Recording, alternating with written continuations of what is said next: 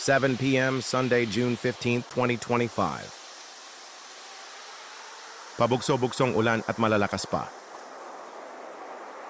Kaya tiningnan ko kaagad sa Bolang Square kung merong bang masamang parating na low pressure na nabubuo sa Philippine Area of Responsibility. So far, wala naman kahit doon sa Pacific Ocean kung saan doon nabubuo ang pag-alboruto ng lamig at mainit na temperatura na siyang dahilan kaya nagkakaroon ng bagyo. Pero wala naman makikita sa marker ang lakas ng hangin sa loob at labas ng bansa. Petsa at oras ay makikita nyo rin dito.